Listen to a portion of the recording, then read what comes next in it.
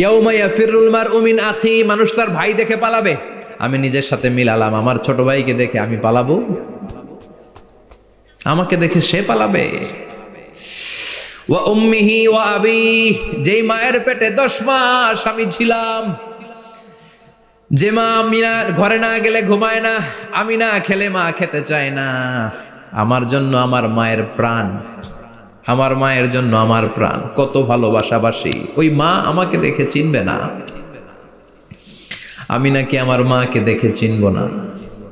আমি আমার বাবারে দেখে পালাবো। ছোটবেলা থেকে কোলে পিঠে করে আমার বাবা আমারে মানুষ করলো, বাবাকে কত ভালোবাসি, বাবার সাথে কত ভালোবাসার গল্প, এই বাবারে দেখে আমি দৌড় দিব, বাবা আমারে দেখে দৌড়াবে। ওয়া সাহিবাতিহি ওয়া বানি, সাহিবা মানে প্রিয়তমা স্ত্রী, যার সাথে এত ভালোবাসা এত খুনসুটি, তারে দেখে আমি পালাবো। ওয়া বানি, আমার সন্তান, যেই সন্তানের জন্য আমি আমার জীবনও দিতে রাজি, ঠিক কি না? সন্তানকে দেখে আমি দৌড়, আব্বু বলে ডাক দিল আমি চিনব না, আমার মেয়েটা আমারে ডাকলে নাকি আমি চিনব না, আমার মেয়েও আমারে চিনবে না। ইয়াউমা ইয়াফিরুল মারউ মিন আখিহি ওয়া উম্মিহি ওয়া আবিহি ওয়া সাহিবাতিহি ওয়া বানিহি লিকুল্লি ইমরিইম মিনহুম ইয়াউমাইযিন শাআনুন ইউগনিহি। বিশ্বনবী বললেন, আয়েশা, সেদিনটা আজকের দিনের মতো নয়, ভয়ঙ্কর একটা দিন হবে। বাবা ছেলেরে চিনবে না, ছেলে বাবার চিনবে না, মা তার মেয়েরে চিনবে না, মেয়ে তার মারে চিনবে না। মা আর মেয়ের ভালোবাসার চেয়ে বড় ভালোবাসা হতে পারে? বাবা ছেলের ভালোবাসার চেয়ে বড় ভালোবাসা? স্বামী স্ত্রীর ভালোবাসার চাইতে বড় ভালোবাসা দুনিয়ায় আছে? স্বামী স্ত্রীরে চিনবে না, স্ত্রী স্বামীকে চিনবে না,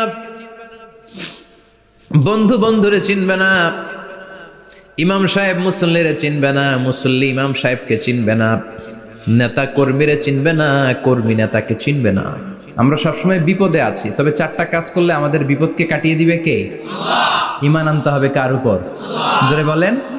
ঈমানের পথে অবিচল থেকে আমার মরণ যেন হয়, ঈমানের পথে অবিচল থেকে আমার মরণ যেন হয়। তোমারই কাছে মিনতি আমার, তোমারই কাছে মিনতি আমার, মহামহিম দয়াময়, ঈমানের পথে অবিচল থেকে আমার মরণ যেন হয়। পড়েন আমিন। চমৎকার দোয়া হয়ে গেছে না? ঈমানের পথে অবিচল থেকে আমার মরণ যেন হয়। আবার পড়েন আমিন। তো যেই ইসলামী সঙ্গীতগুলোর নাশিদগুলোর কথামালা সুন্দর, এগুলো আপনারা গাবেন, এগুলো হৃদয়কে টাচ করে। যেগুলো হৃদয় থেকে লেখা হয় এগুলো হৃদয়কে টাচ করে, যেগুলো হৃদয় দিয়ে বলা হয় এগুলো মানুষের অন্তরে যে টাচ করে, ঠিক কি না? বিশ্বনবী যা বলতেন হৃদয় থেকে বলতেন, প্রাণ খুলে বলতেন, প্রাণ থেকে বলতেন, যেটা মানুষের হৃদয়কে টাচ করত। আবার বিশ্বনবী কথা বলতেন কম, কিন্তু এটার অর্থ ছিল ব্যাপক। বিশ্বনবী বলতেন, ও তু জাওয়ামি আল কালিম, আমাকে আল্লাহ তাআলা জাওয়ামি আল কালিম দিয়েছে। বিশ্বনবী বলতেন অল্প, বলতেন অল্প, কিন্তু এটার অর্থ ব্যাখ্যা বিশ্লেষণ ভলিউমের পর ভলিউম হয়ে যায়, কিন্তু ব্যাখ্যা শেষ হয় না। সুবহানাল্লাহ। আবার বিশ্বনবী বলতেন, নুসিরতু বির-রা'বি মাসিরাতা শাহর, আমি যে এলাকায় দাঁড়িয়ে থাকি এলাকার ডানে বায়ে সামনে পেছনে 1 মাসের দূরত্বের রাস্তা পর্যন্ত ওই জায়গায় কোনো কাফের দাঁড়িয়ে থাকলে আমার ভয়ে তার অন্তর থার থার করে কাঁপে। ভয় দিয়ে বিশ্বনবীকে আল্লাহ তাআলা সাহায্য করেছেন। 1 মাস ডানে বায়ে সামনে পেছনে 1 মাসের দূরত্বের ভেতরে যদি কোনো কাফির মুশরিকদের আন্ডা বাচ্চাও থাকে, যত দূরেই থাকুক, বিশ্বনবীর ব্যাপারে তার অন্তরে ভয় আর ধুকধুকানি শুরু হয়ে যায়। সুবহানাল্লাহ পড়েন। এজন্য আমরা বিপদ কাটাতে পারবো না যতক্ষণ না ঈমানদার না হতে পারি। পাক্কা ঈমানদার হতে হবে। ওয়ালা তালবিসু ঈমানাহুম বিযুলমিন, তোমাদের ঈমানকে জুলুমের সাথে মিশ্রিত করো না। জুলুম মানে শিরক, শিরকের সাথে আমাদের কোনো সম্পর্ক নাই। ঈমান হতে হবে পাক্কা ঈমান।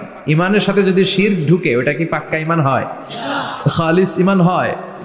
মসজিদে যে নামাজও পড়েন, মাজারে যে সেজদাও দেন, এরকম আছে না নাই?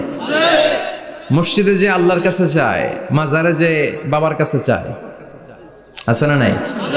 মসজিদেও দান করে, আবার মাজারে যেও দান করে, আছে না নাই? না, আপনার এই ডবল স্ট্যান্ডার্ডকে থামিয়ে দিতে হবে, এটাকে ব্রেক করে ফেলতে হবে। আপনি চাইবেন শুধু একজনের কাছে, তিনি কে? বিশ্বনবী বলতেন, ইদা সাআলতা ফাসআলিল্লাহ, যখন চাইবা আল্লাহর কাছে চাও। হাত পাতবেন কার কাছে? ওয়া ইদা ইসতাআনতা ফাসতাইন বিল্লাহ, সাহায্য যদি চাও একমাত্র কার কাছে যাবা? আমাদেরকে সাহায্য করতে পারে কে? বিপদে পড়লে উদ্ধার করতে পারে কে? কবরে মাজারে পড়ে থাকা ব্যক্তি আমাদের উদ্ধার করতে পারে? কথা বুঝতেছেন তো? সহজ না কথাটা? এতজনের কাছে যাওয়া যাবে না, এতজনের কাছে মাথা নোয়ানো যাবে না, নোয়াবো এক জায়গায়, তিনি কে? আবার বিশ্বনবী বলতেন, এই শিরিক হচ্ছে আখফা মিন দাবিবিন নামাল, পিঁপড়ার গুটি গুটি পায়ের চেয়েও শিরকটা হলো বড় সূক্ষ্ম। পিঁপড়া যেমনি গুটি গুটি পায়ে মিষ্টির দোকানে ঢুকে যায়, যে মিষ্টি